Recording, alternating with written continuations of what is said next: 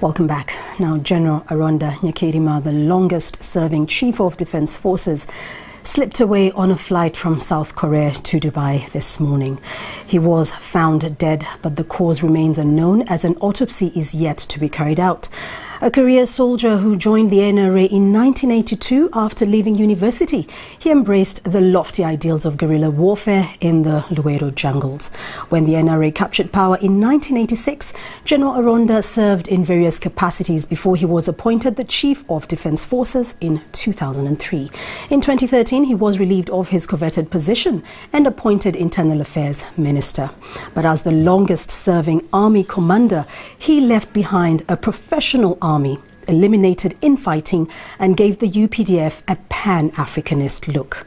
Now, on Talk of the Nation tonight, we talk about General Aronda, the man and the senior officer. And I'm joined by none other than Army spokesperson, Lieutenant Colonel Paddy Ankunda.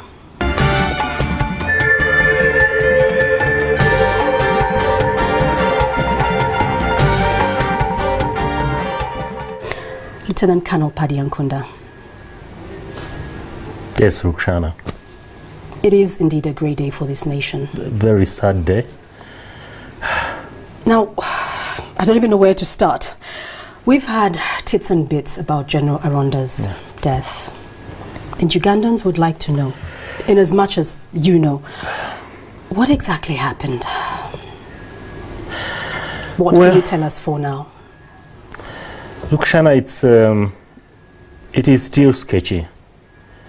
Because the information, the way it is coming in, I think we need to really take time to understand and investigate thoroughly well what could have been the cause of this. But basically, what we picked very early in the morning is that Honorable General Aronda Nyakairima, in flight from South Korea, where he had gone for official government business, passed on in sleep, and by the time they reached Dubai, he was gone.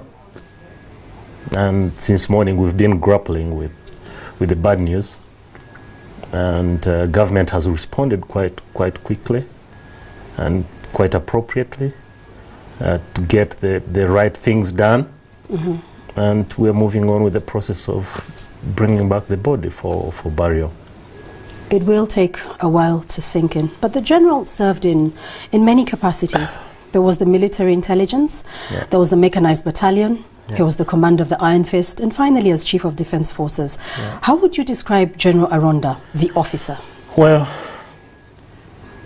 a leader with integrity, very respectful. He took advice, he mentored leaders, he mentored commanders. He moved things. Very committed.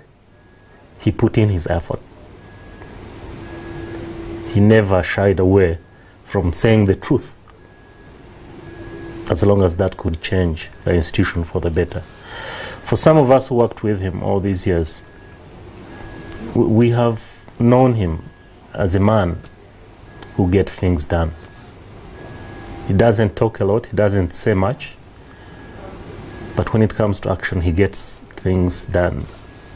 And I think the country has lost a person who you could rely on as a leader. So indeed. We grieve with the family we condole with the family for this big loss and the entire country. And we pray that we get over this. Indeed. Now, from an observer's perspective, he carried himself with the aura and demeanor of a gentleman, a gentle spirit. Tell us a little bit about Aronda, the man. Well, he was a gentleman. He was never the person you find in a quarrel. He was never the person who would say this when he means the other. He would tell you what he wants you to do. And he would make sure that he follows up and find out, have you done it? And have you done it well? This is the officer we've lost. A man who guided the ragtag UPDF to the glory in which we pride today. The longest serving Chief of Defense Forces, 2003 to 2013. I think he has left a mark, has left a record. And I think there is evidence when you look at what's happening in the forces right now. You can see his legacy. Very, very clear evidence. I mean, there was a time we had a whole big backlog of officers not trained. With guidance from the president, he did take the decision to establish training colleges in this country, including the Senior Command and Staff College, the Junior Staff College, and other lower, mid-level leadership training colleges. He had done a lot to improve our welfare. We ran the biggest circle in the country, it was the Rendo Circle.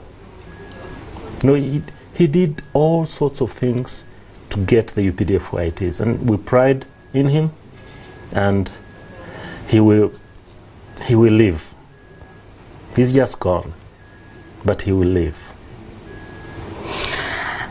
Now, there are a lot of conspiracies, obviously, as you would expect, being spawned about his death, and obviously the autopsy hasn't yet been done. Yeah. But we have learned that the Army has sent a team of pathologists led by Dr. James Makumbi. When should we expect the results of the autopsy, you think? Well, these are experts. Dr. James Makumbi, the Chief of Medical Services in UPDF, is the team leader. We have ensured that we put members of his family on the team, including his sister, Jole Ngabirano, and the husband, and the personal doctor of the late. Now, we expect that this team should be in Dubai tonight, and they start work tomorrow, and embark on the process of bringing back the body. We hope that by Tuesday or Wednesday, the late should be with us. And then we start the entire ceremonies, including the arrangement for burial. Thank you, Lieutenant Colonel Paddy Ankunda, for joining us tonight. No doubt this is one of those many tough moments in your career as a spokesperson. Sad moment indeed. Once again, thank you for joining us on Talk of the Nation tonight. You're welcome. Now, NTV will keep you updated with the details of this story as it continues to unfold.